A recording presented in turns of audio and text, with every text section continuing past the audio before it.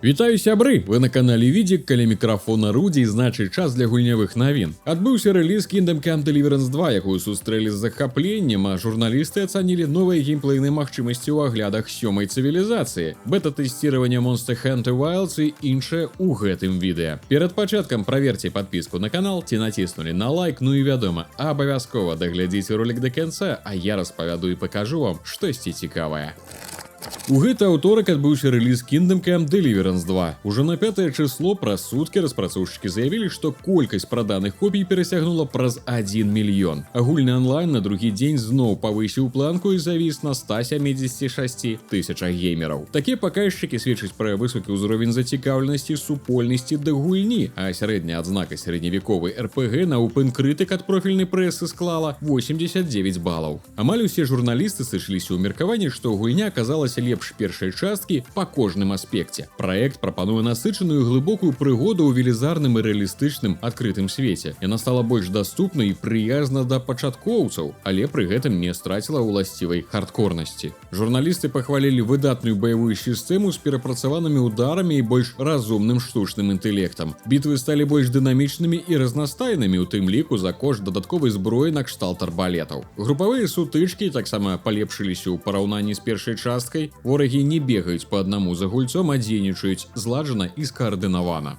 Усе аўтары назвалі адным з галоўных плюсоў цудоўны сюжэт з запамінальнымі персанажамі, непрадказальнымі паваротамі і сапраўднай душой. Асобную пахвалу заслужылі выканаўцы галоўных роляў Індржыха і Яна. Ад сябе дадам, што я вярнуў агучку персанажаў з аўтэнтычнай чэшскай да англійскай менавіта з-за акцёрскай ігры. Па першых хвілінах зразумеў, што чэхі, на мой густ, не дацягваюць да арыгінальнага акцёра, з якога і спісана знешнасць Індржыха. Генры ў англійскім варыянце. Крытыкі таксама адзначылі выдатна прапрацаваныя пабочныя квесты, якія нават параўналі з місіямі Ведзьмара 3. Кожнае такое заданне адчуваецца як асобная прыгода, а іх выкананне не адцягвае ад асноўнага сюжэта, а наадварот, узбагачае гульнявы досвед. Час праходжання асноўнай сюжэтнай лініі займае ад 40 да 60 гадзін, напісалі журналісты. Яны адзначылі, што пры жаданні ў гульню атрымаецца пагрузіцца на значна большы час. Што тычыцца мінусаў, то часцей за ўсё журналісты паказвалі ў якасці недахопу наяўнасць візуальных глітчаў. Таксама некаторыя гульцы сустракаліся з геймплейнымі багамі, хоць такіх было менш. Мяркуючы па водгуках, гульня хоць і значна лепш першай часткі на рэлізе у тэхнічным плане, але знаходзіцца не ў ідэальным стане. Сыходзячы з уласнага досведу, адзначу, што за 7-8 гадзін не сустрэў ніводнага завісання і страты кадраў, а візуальных глітчаў было заўважана не па-людску мала. Устым геймеры таксама добра сустрэлі гульню, і цяпер у яе 91% пазітыўных водгукаў. Нагадаю, што гульня недаступна ў Беларусі, іншыя рэгіёны 60 еўра, 255 злотых і 1600 грыўняў.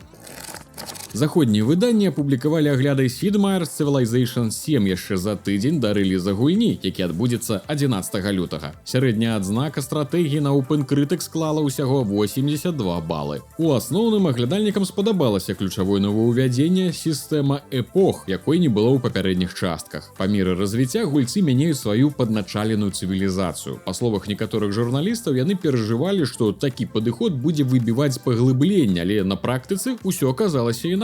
Падзел эпох на выразныя блокі вырашае некалькі важных геймплейных праблем папярэдніх частак. Напрыклад, дапамагае пазбегнуць занадта зацягнутых гульняў або некантралюемага росту моцы адной з цывілізацый. Кожная з трох эпох адчуваецца як асобная, паўнавартасная гульня з унікальнымі тэхналогіямі і сваімі стратэгіямі для перамогі. Новая сістэма дазваляе вярнуцца ў гульню і захаваць шансы на поспех, нават калі ў папярэдняй эпосе ўсё пайшло не так ці зусім не атрымалася. Гэта ж працуе і ў адваротным выпадку. Калі у гульца выдатна склаўшы пачатак гульні, гэта яшчэ не азначае, што ён аўтаматычна пераможа. Журналістам спадабалася магчымасць камбінаваць лідараў і цывілізацыі. За кошт гэтага ў гульні з'яўляецца значна больш стратэгічнай разнастайнасці. Геймеры могуць спалучаць моцныя бакі розных лідараў і цывілізацый, што пашырае тактычныя магчымасці, нават калі камбінацыі не атрымліваюцца гістарычна дакладнымі. Сярод іншых плюсоў аглядальнікі вылучылі павышаную ўвагу да размяшчэння гарадоў і рэсурсаў на карце, палепшанае будаўніцтва раёнаў мікрораёнаў і спрошчаны інтэрфейс, які зрэшты, на думку некаторых журналістаў, зрабілі залішне простым.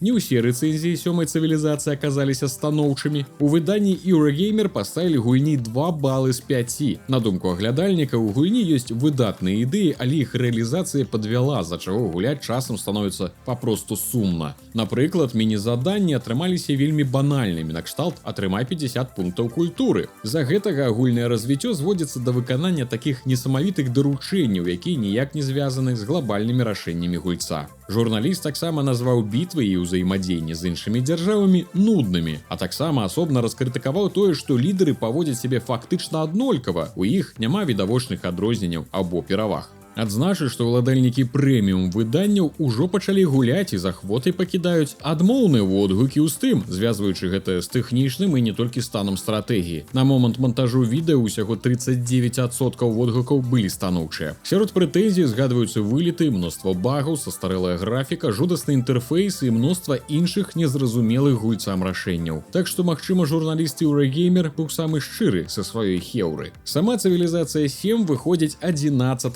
лютага. У Беларусі недаступна. Іншыя рэгіёны 70 еўра, 300 злотых, 3000 грыўняў. Capcom показала чарговы трэйлер, ажно ўжо 6-й, да Monster Hunter Wilds з новай лакацыяй, монстрамі і персанажамі. У ім таксама можна ўбачыць мноства геймплейных кадраў. Да гэтага распрацоўшчыкі абвясцілі даты другога адкрытага бета-тэсціравання. Яно пройдзе з 6 па 9 лютага, а затым з 13 па 16. Падчас беты будзе даступны як мультыплеер, так і адзіночны рэжым, і пры гэтым гульцы змогуць перанесці свайго персанажа з мінулага тэсціравання. Выхад Monster Hunter Wilds на ПК-кансолях адбудзецца 28 лютага. У Steam ужо з'явілася тэхнічная дэмка, з дапамогай якой можна праверыць прадукцыйнасць гульні. На жаль, ні яна, ні сам праект у Беларусі недаступны. Іншыя рэгіёны 70 еўра, 300 злотых і 2000 грыўняў. Незалежная студыя Noodle Cat Games анансавала свой дэбютны праект – ролевы экшн пад назвай Cloudheim. Каманда показала першы трэйлер і падзялілася падрабязнасцямі пра будучую гульню. Дзеянне разгорнецца ў сусвеце, які зусім нядаўна перажыў Рагнарок. Па сюжэце багі адбіраюць невялікую групу смелых людзей, каб тыя паспрабавалі аднавіць свет. Геймерам у адзіночку ці ў кааператыве для чацвярых трэба будзе вывучаць разнастайныя віды раслін, жывёл і бадзяцца па падзямеллях, напоўненых сакрэтамі. Пры гэтым многія элементы акружэння нават можна руйнаваць. Адной з ключавых асаблівасцяў Cloudheim стане велізарная лятаючая чарапаха, якая выступіць і сродкам перамяшчэння і хап-лакацый. На спіне гэтай істоты, якая валодае часцінкай мёртвага бажаства, атрымаецца пабудаваць сваю базу і з часам палепшыць будынкі. Распрацоўшчыкі абяцаюць складаныя бітвы з выкарыстаннем мноства відаў зброі і здольнасцяў, мудрагелістыя галаваломкі і рэалістычную фізіку, якая стане важнай часткай гульнявога працэсу. Кампанію героям у небяспечных падарожжах складуць пацешныя фэнтэзійныя істоты, таксама здольныя аказаць дапамогу ў баі. Выхад экшн-РПГ запланаваны на 2026 год для ПК і кансоляў. Старонка Cloudheim даступна ў Беларусі.